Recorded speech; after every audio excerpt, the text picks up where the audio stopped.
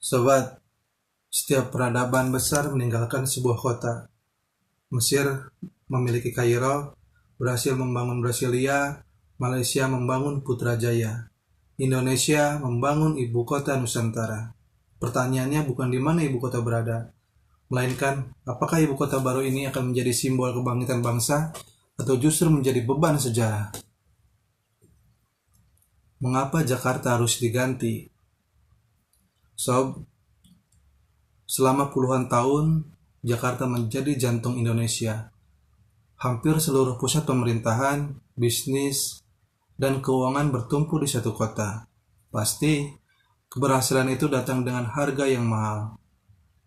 Kemacetan kronis, kepadatan penduduk yang tinggi, banjir yang terus-menerus berulang, sebagian wilayah mengalami penurunan permukaan tanah akibat pengambilan air tanah yang berlebihan.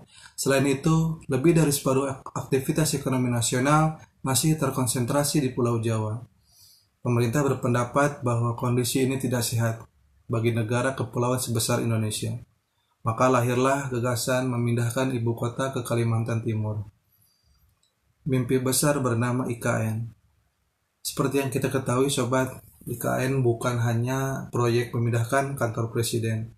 Pemerintah menggambarkannya sebagai kota masa depan, kota pintar, kota hijau, rendah emisi, serta dirancang dengan ruang terbuka hijau yang luas dan transportasi modern.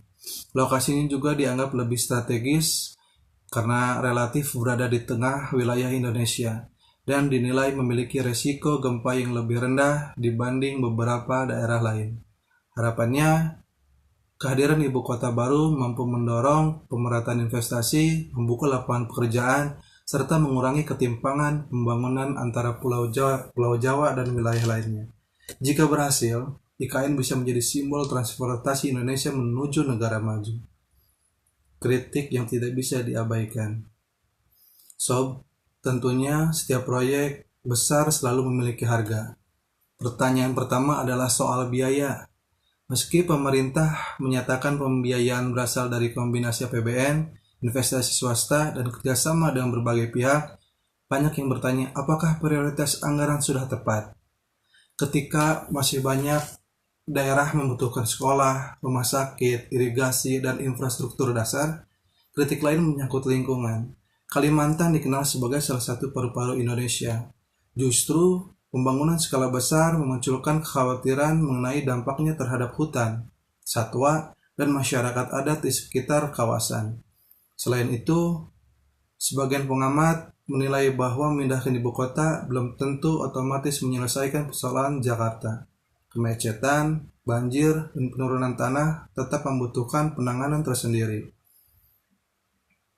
Pada akhirnya, IKN bukan hanya proyek pembangunan kota. Ini adalah ujian tentang bagaimana Indonesia merencanakan masa depannya. Apakah Nusantara akan dikenang sebagai kota yang berhasil mengubah arah pembangunan nasional?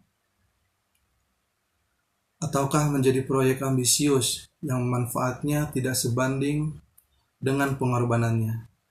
Sejarah belum memberikan jawabannya, karena masa depan IKN tidak hanya ditentukan oleh gedung-gedung megah, tapi juga tata kelola yang baik, keberlanjutan lingkungan, serta kemampuan menghadirkan manfaat nyata bagi seluruh rakyat Indonesia.